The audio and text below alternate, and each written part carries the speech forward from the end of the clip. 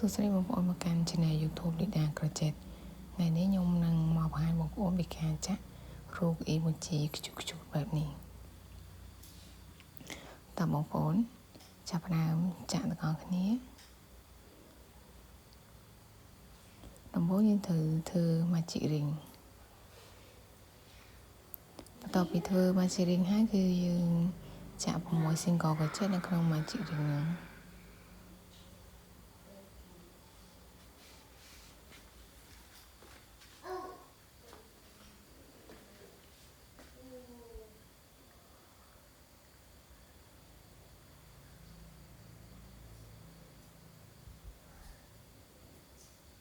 បន្ទាប់ពីយើងបាន6 single crochet ហើយយើង slip stitch នៅប្រឡោះ single crochet ទី1ដែលយើងចាក់ដំបូងគេ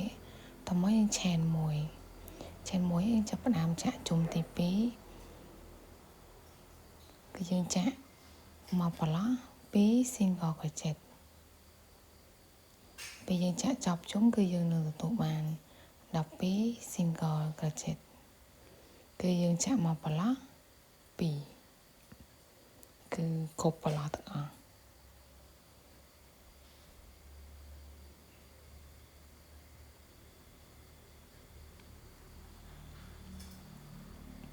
បងប្អូនកុំភ្លេចដាក់ខ្ទាស់បែបនេះទៅដើម្បីកុំឲ្យយើងច្រឡំយើងដាក់នៅ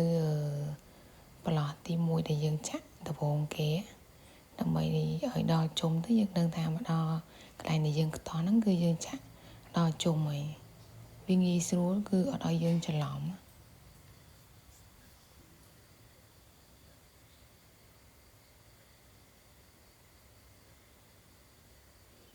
នេះគ្រប់ឲ្យបងប្អូនគឺបាន12 single crochet ហើយតោះមកយើង slip stitch តោះមកយើង chain 1យើងចាប់ផ្ដើមជុំទី3យើងចាក់ប្រឡោះទី1ហ្នឹងគឺយើងចាក់1 single crochet តបមកយើងចាក់នៅប្រឡោះទី2គឺយើងចាក់ break វាគឺចាក់មកប្រឡោះហ្នឹងគឺយើងចាក់2 single crochet បងប្អូនកុំភ្លេចខ្ទាស់បែបនេះដើម្បីកុំឲ្យច្រឡំអញ្ចឹងយើងមិញយើងបាន1 single crochet ហើយនេះនៅប្រឡោះទី2យើងចាក់2 single crochet ក្នុងប្រឡោះតែមួយ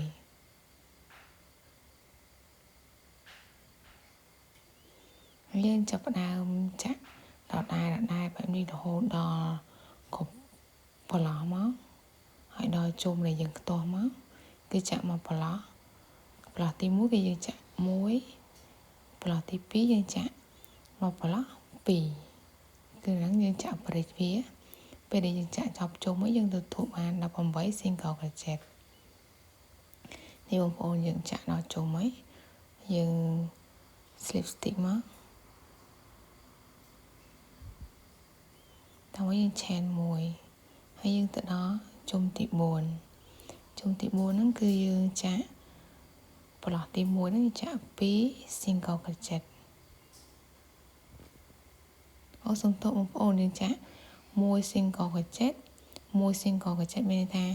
មកប្រឡោះ1មកប្រឡោះ1ប៉ុន្តែយើងចាក់2ប្រឡោះដល់មកបានប្រឡោះទី3នេះយើងចាក់2 single crochet ក្នុងប្រឡោះតែមួយ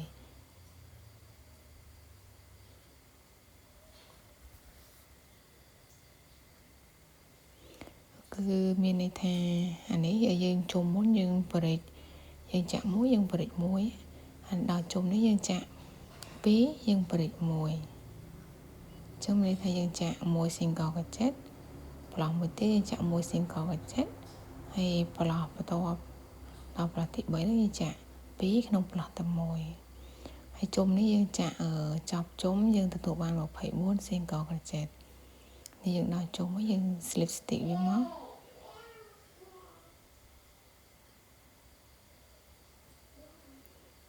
យើង chain 1យើង complete chain 1ដល់ជុំទី5នេះយើងចាក់1 single crochet ប្រឡោះទី2យើងចាក់1ប្រឡោះទី3យើងចាក់1ប្រឡោះទី4យើងចាក់2ក្នុងប្រឡោះតែមួយហើយជុំនេះគឺយើងចាក់ចាប់យកបាន30 single crochet ហើយយើងចាក់បែបនេះរហូតដល់យើងដែលប្រឡោះដែលយើងខ្ទាស់មកចប់ជុំមកគឺចាក់ 1 ប្លោះទី4គឺយើងចាក់1ប្លោះ2 single crochet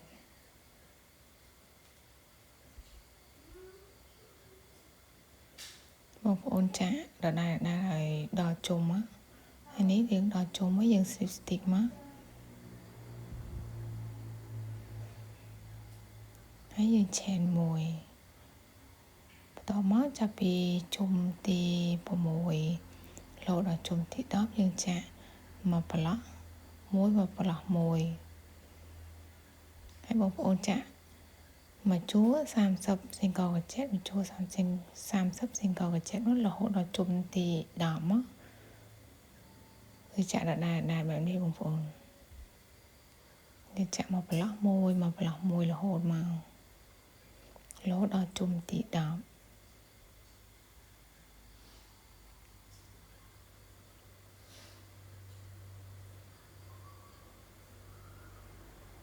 នេះបងប្អូនខ្ញុំចាក់ដល់ជុំទី10ហើយអញ្ចឹងខ្ញុំបិទមុខវា slip stitch chain 1ចាប់ពីជុំនេះទៅគឺយើងចាប់ផ្ដើមព្រមវាវិញណាបងប្អូនយើង chain 1ហើយយើងចាក់3 single crochet យើងចាក់1ប្លោះ1ប្លោះ1ឲ្យបាន3មកចាំនេះថាប្លោះទី1យើងចាក់1ទី2យើងចាក់1ទី3យើងចាក់1ហើយយើងចាប់ផ្ដើមព្រមវាវិញ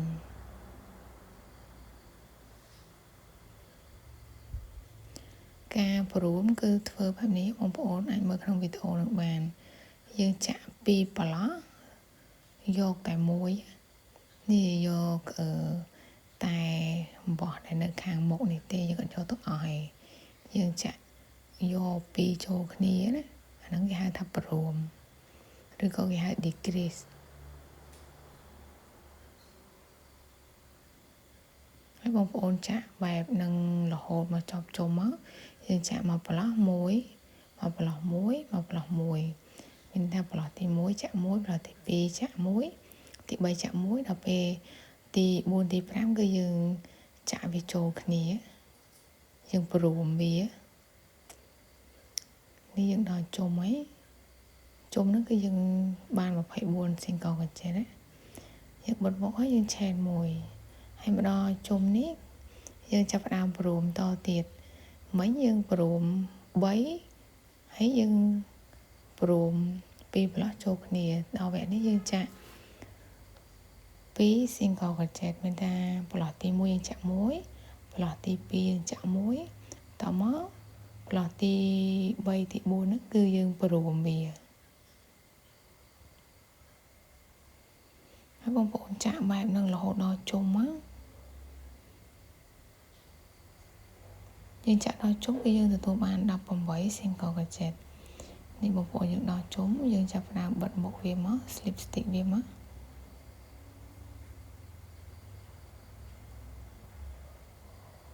ពេលដែលបងប្អូន slip stitch ឲ្យ complete chain 1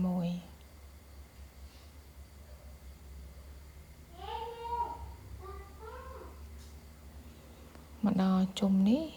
យើងព្រមវាតទៀតគឺយើងចាក់1 single crochet ហើយប្លោះទី2និងទី3គឺយើងព្រមនេះថាប្លោះទី1យើងចាក់1 single crochet ប្លោះទី2និងទី3គឺយើងព្រមវាហើយយើងចាក់ចប់ជុំគឺទទួលបាន12 single crochet បងប្អូនចាក់បែបនេះរហូតមកដល់ជុំមក1 single crochet បន្តទី2ទី3គឺយើងព្រម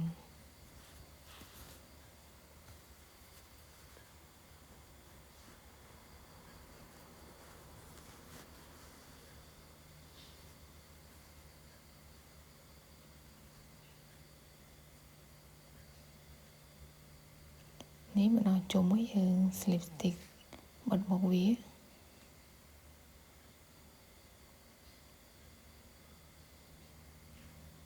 ហើយយើង chain មួយមក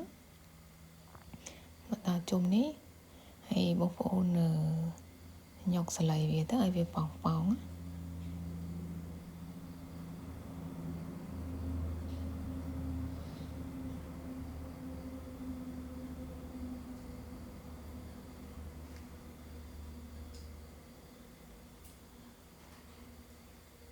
ហើយម្ដងជុំនេះយើងចាdegree វាដោយសារយើងនៅសល់12ប្រឡោះអញ្ចឹងយើងចាក់2ព្រមចូលគ្នាមកយើងចាក់ហើយយើងបាន6 single gadget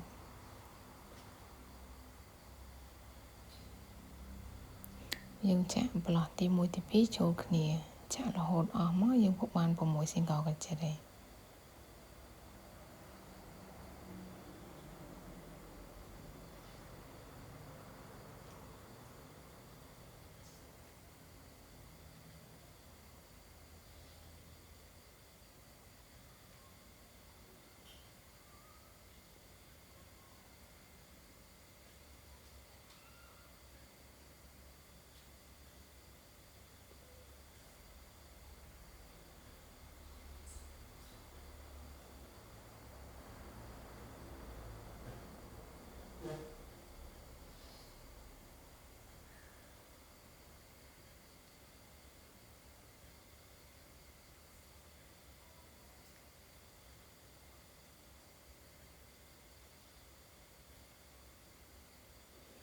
ដល់នេះយើងបិទមុខវាមកយើង slip stick ហើយយើងកាត់អំបោះរៀងវែងតិចមកដើម្បីយើងដេរភ្ជាប់វាហើយយើងបិទមុខវា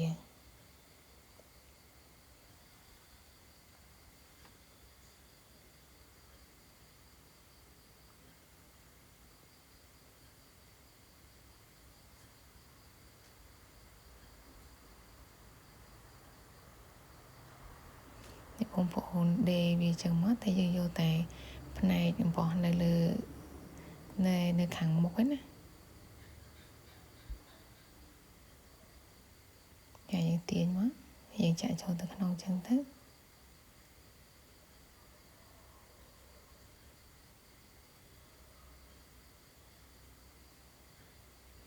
តើមកយើងចាប់ផ្ដើមមកដេរបេះដូងសម្រាប់ធ្វើភ្នែកវាអាហ្នឹងយើងធ្វើ magic ring មកហើយយើងចាក់ chain 2ឡើងទៅលើហើយយើងចាក់5 double crochet នៅក្នុង magic ring 1 single crochet 1ហើយយើង chain 2ឡើងទៅលើទៅហើយយើងចាក់1 single crochet ហើយ1 half double crochet ហើយយើង chain 2មក slip stitch យើងបានហើយបេះដូងខ្ជូតដាក់ធ្វើជាភ្នែកវា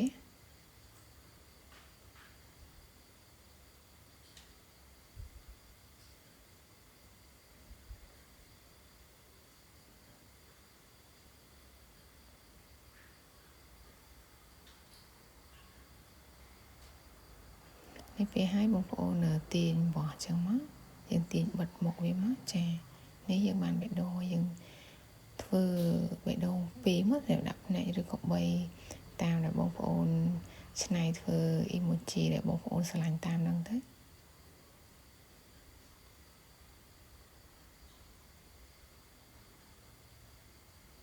ហើយបងប្អូនធ្វើឲ្យកាត់បោះកាត់អីស្អាតហើយបងប្អូនអាចដេរជាមាត់ជាភ្នែកអីតាមចំណូលចិត្តបងប្អូនចង់ធ្វើមុខវាបែបណាអញ្ចឹងណាសម្រាប់វីដេអូនេះបើបងប្អូនចង់ទុកបំផុសឲ្យវែងដេរភ្ជាប់ក៏បានដែរដោយសារខ្ញុំខ្ជិលខ្ញុំបិទកាវវាហ្មងទៅហើយនៅក្នុងវីដេអូនេះអត់មានអីច្រើនទេបងប្អូនមានតែប៉ុណ្្នឹងទេសម្រាប់បង្ហាញបងប្អូនសង្ឃឹមថាបងប្អូននឹងចូលចិត្តហើយអរគុណសម្រាប់ការទស្សនាវីដេអូរបស់ខ្ញុំពីដើមដល់ចប់ហើយសូមកុំភ្លេចជួយ Subscribe Channel YouTube របស់ខ្ញុំផងដើម្បីយើងរៀនចាក់ទាំងអស់គ្នាណាអរគុណច្រើន